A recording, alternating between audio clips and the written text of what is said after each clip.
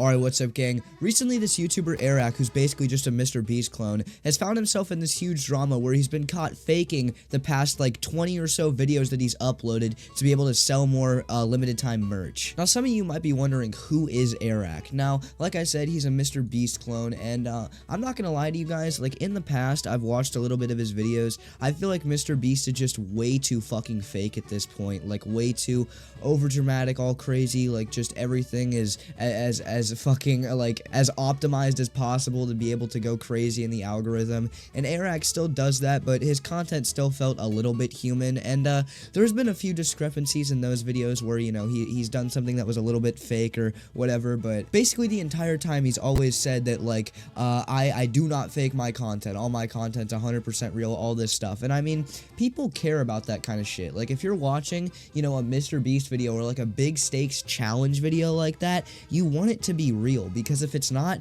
then what's the point of the video? It's not a challenge. It completely ruins the entertainment factor of it. But recently Airrack has started this series, and this is the first time he's ever done something like this. And what it is for the month of December, he was going to upload every single day, a new video every single day. And now there's a couple things that immediately scream cash grab to this to me, which is the first one is that he did it in the month of December. And for those of you guys who don't know, the month of December is the highest for like monetization and ad revenue on YouTube. You get like the most amount of money like ever in December on YouTube, because that's whenever the most amount of people are watching YouTube and stuff like that. And also throughout this series, he had a limited time merch drop, basically. So a limited time hoodie that you could only get for this month. Now the challenge for this is not just to upload every, you know, day for 30 days. Also, if he didn't upload every single day for the month of December, his entire channel would quote unquote get deleted. Now this seems like a crazy challenge, and that's what Airrack wants you to think. He wants you to think that this is the craziest fucking thing a YouTuber's ever done in their life.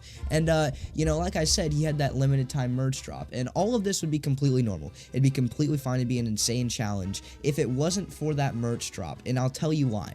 The videos that Airrack have posted in this 30-day challenge, that, remember, are all supposed to be filmed in December, that are supposed to come out in December, have been confirmed by multiple different appearances in the videos that they were not filmed in December. And also, before I say all the reasons why, this video and all the information from it comes from this dude Soggy Cereal, who's the one who exposed Airrack for this. But anyways, in episode 1, literally the first episode of the challenge, after announcing it, Airrack is talking about how there's this parade going on that's blocking the streets or whatever. There's some kind of parade happening. All the roads around here are closed down. This is not something I anticipated, but we might have jumped out. And this parade is called the Dublin Service Parade, which happened on September 2nd. I mean, you can like look that up. Like, that's not, I'm not making that up. That is literally, it's so obvious. It's funny because it took people literally by the first episode to realize that this dude was full of shit and all this stuff. Now, in the third episode, he on his watch has the date September 12th on it. So now we know that the first episode and the third episode were filmed in September. Then on the fourth episode, there's a frame where Airrack has this like ground beef or whatever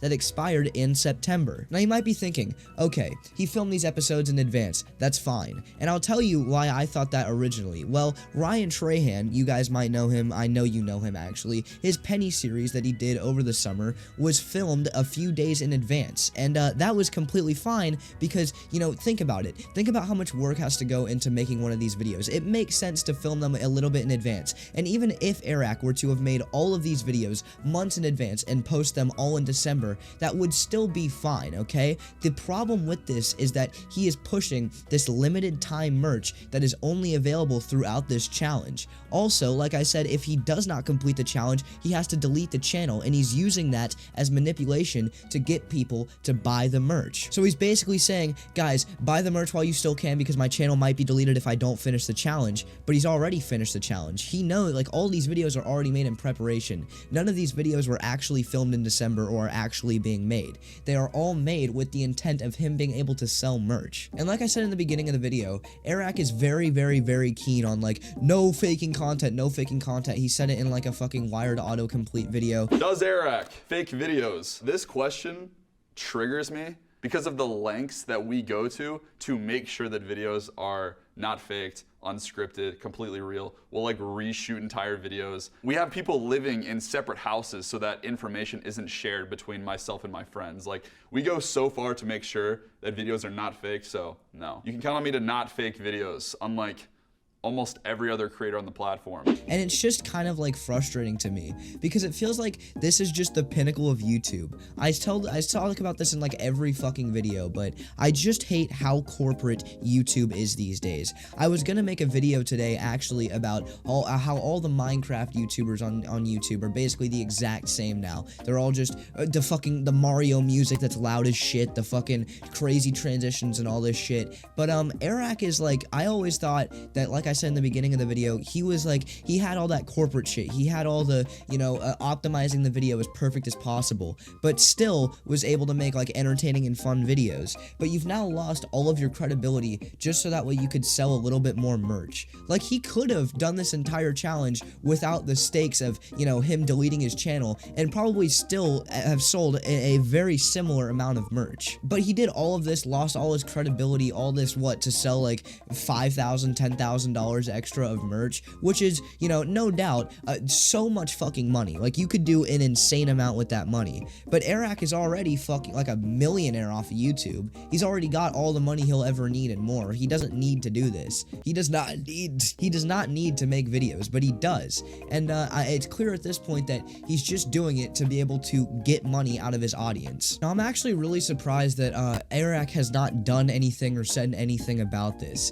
I don't know if he has not, you know, seen all of this shit, but like, there's quite a few people making videos on him that are getting like, you know, 50, 60, 70,000 views. And I'd imagine that he probably at this point have seen one of these videos, because remember, all he's doing is just fucking sitting at home and taking a break for December while he lets his pre-recorded videos that he's scheduled to upload this month just fucking roll in millions upon millions of dollars. So he's got all the time in the world to see this shit happening. So I don't understand, like, it seems like it's just so counterintuitive to what you would think he'd be trying to do. Like, you want to be able to make credible videos that are, you know, as realistic, as entertaining, as fun as possible, and then you do that, but then also basically lie to your audience just so that way you can sell a little bit more merch. Why? I wonder if Mr. Beast is in on this too, like if he knows about this. Like, I'd be surprised, because I wouldn't think that Mr. Beast would want to be associated with this, seeing as how fucking like friendly and like advertiser friendly and PG he tries to be in his videos, and this just seems like a bad drama that I wouldn't want to be a part of. But yeah, that's basically the video. I also want to say at the end of this, you know,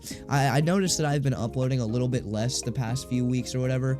The reason why is just because I'm trying to make sure that like my videos are like as good as they can be and like perform really well, and you know, I'm working really hard on the thumbnails and stuff like that, and I think it's more important to have that than just upload, you know, a video every day that might do kind of good versus a video every, you know, 1 or 2 or 3 days that's gonna do, you know, I can put a lot more time into and make sure we'll do a lot better. But that's basically the video piece. Yo, on Thursday, December 28th at 2 p.m. CST, I'm doing a live stream where I play through every single Mario Kart 8 Deluxe track. That includes all the booster course ones and all of them. You're not gonna want to miss that because it's gonna be cool.